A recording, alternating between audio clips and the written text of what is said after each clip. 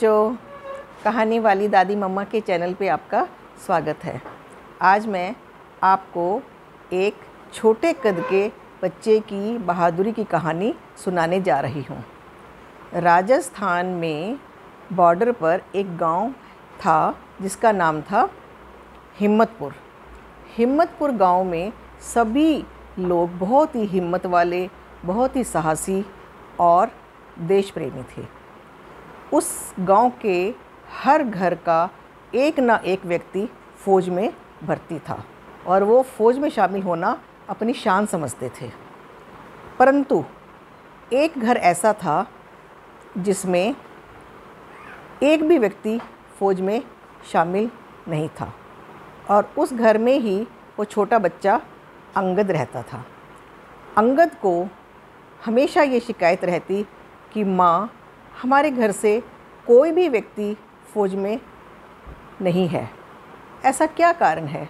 माँ अक्सर उसको समझाती कि बेटा, हमारे घर से कोई भी व्यक्ति इसलिए फ़ौज में शामिल नहीं है क्योंकि हम सब का कद बहुत छोटा है, छोटे कद वालों को फ़ौज में नहीं लेते। अंगद ये बात सुनकर मायूस हो जाता, परंतु देशभक्ति की भावना उसके मन में कूट कूट कर भरी थी। यदा कदा जब भी गांव में कभी राष्ट्रीय त्यौहार मनाए जाते, जैसे 2 अक्टूबर, 15 अगस्त, 26 जनवरी, उन सभी राष्ट्रीय त्यौहार में वो बढ़ चढ़कर भाग लेता। उसको सारे देशभक्ति के गीत याद थे। अक्सर वो कभी भी गांव में कोई नेता आता तो वो राष्ट्रीय ध्वज लेकर सबसे आगे होता। कई बार बच्चे उसके छोटे कद पर उसका मजाक उड़ाते थे। अंगद उदास हो जाता, मायूस हो जाता कि इसमें मेरा क्या कसूर है। अगर मैं भी तुम जैसा होता तो मैं भी फ़ौज में जाता। एक बार इसी तरह से वहाँ पर यह समाचार फैल गया कि बॉर्डर पर बहुत सारे आतंकवादी आए हुए हैं और पुलिस उनको नहीं पकड़ पा रही, सुरक्षा बल अधिकारी उनको पकड़ नहीं पा रहे हैं। सारे गांव वाले अलर्ट थे, सभी को ये था कि किसी तरह से वो आतंकवादी को कैसे पकड़े। पड़ोसी देश, दुश्मन देश हमेशा ऐसी हरकतें करता रहता था।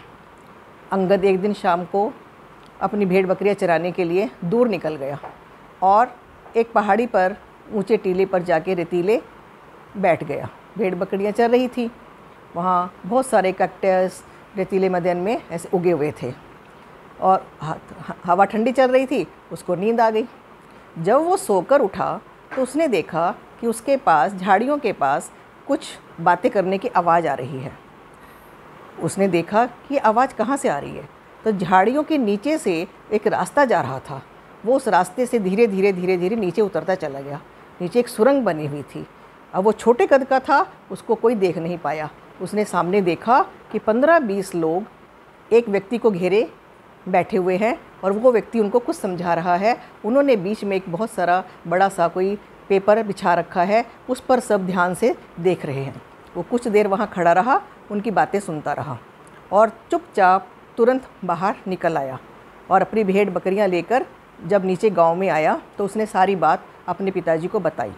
उसके पिताजी ने उसको साथ लिया, अंगद को, और सरपंच के पास गए। सरपंच ने जब वो सारी बात सुनी तो वो पुलिस चौकी पहुंच गए। पुलिस चौकी पहुंचकर जब उसने सारी बात बताई तो उन लोगों ने, पुलिस वालों ने, सुरक्षा बल अधिकारियों से संपर्क किया। सब ने इकट्ठे होकर उसी रात उस सुरंग को घेर लिया और उस सुरंग में प्रवेश कर गए।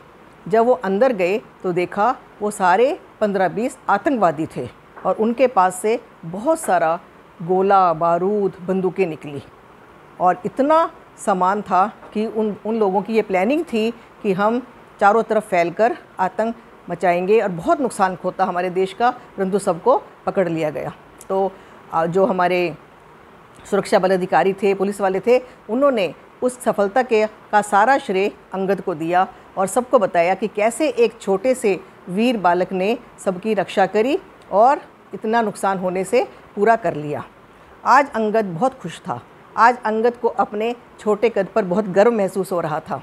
वहाँ के जिला कलेक्टर ने उसको बहुत सारा पुरस्कार दिया और उसका नाम दिल्ली भेजा गया। 26 जनवरी पर जिन वीर बालकों को पुरस्कार मिलता है उसमें अंगद का नाम आया। तो आज अंगद को बहुत ज़्यादा अच्छा लग रहा था। उसके मन में ये आ रहा था कि आज मैं प्रधानमंत्री जी से पुरस्कार लूँगा, आज मैंने भी अपने देश की रक्षा की है।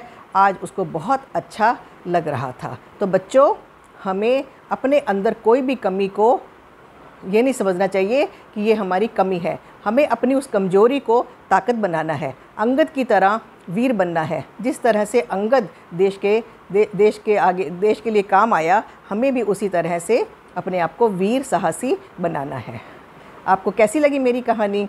अगर आपको मेरी कहानी अच्छी लगी है तो लाइक करना, शेयर करना और सब्सक्राइब करना। जिसने सब्सक्राइब किया हुआ है वो दोबारा मत करे, सब्सक्राइब केवल एक बार करना होता है, और कमेंट भी ज़रूर करना।